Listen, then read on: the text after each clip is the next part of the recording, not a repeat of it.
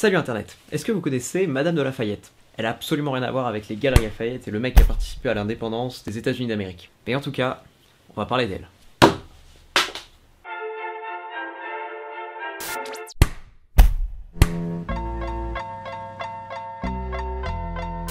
Donc de son vrai nom, Marie-Madeleine Pioche de Lavergne. Ferme ta gueule. Elle est née le 18 mars 1634 à Paris. Elle est dans une petite famille de nobles aisés qui traînent pas mal avec le cardinal Richelieu. Elle va donc y recevoir une instruction solide et va devenir une érudite de l'histoire. C'est-à-dire qu'elle aime apprendre l'histoire. Elle kiffe. C'est son kiff sa race. Et c'est en 1655 que Madeleine épouse son époux, à 21 ans, c'est parfaitement logique, un Auvergnat du nom de François Motier qui avait 18 ans de plus qu'elle, et qui était donc le comte de Lafayette, ce qui lui a permis de devenir Madame de Lafayette. Et après s'être mariée, comme son mari est un petit peu trop âgé, elle va décider de partir à Paris sans lui puisqu'il ne pourra pas l'accompagner, et c'est là où elle pourra fréquenter les clubs littéraires et notamment avoir une relation épistolaire avec Madame de Sévigné. En gros, elle couchait sur le papier. Elle écrira donc plusieurs romans. Le premier, même s'il est associé au genre des nouvelles, parce que bon, quand même il est plutôt long pour une nouvelle, c'est La Princesse de Montpensier qui est sorti en 1662. S'ensuit ensuite son plus gros roman, La Princesse de Clèves, qui lui sortira en 1678. Enfin, sa troisième œuvre la plus connue est Zaïd, qui sort en 1771. Enfin, quand son mari meurt en 1683, elle se retire du monde, on va dire, et elle se prépare à sa mort, où elle fera plus vraiment grand chose finalement. Et elle décédera donc le 25 mai 1693 à Paris. Alors si vous voulez une photo, elle est un peu fat. Voilà. Comme dans une intro de bac de français, il faut aussi parler du contexte. Ah bah, c'est parti pour le contexte.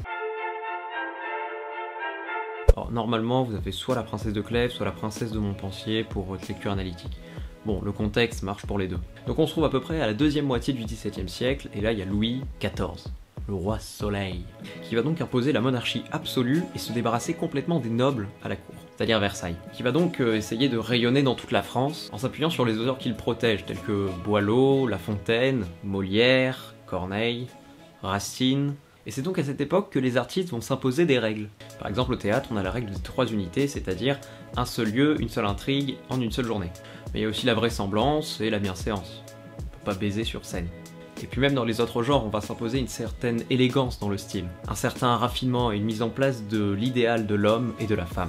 Et c'est dans ce contexte que Madame de Lafayette s'inscrit.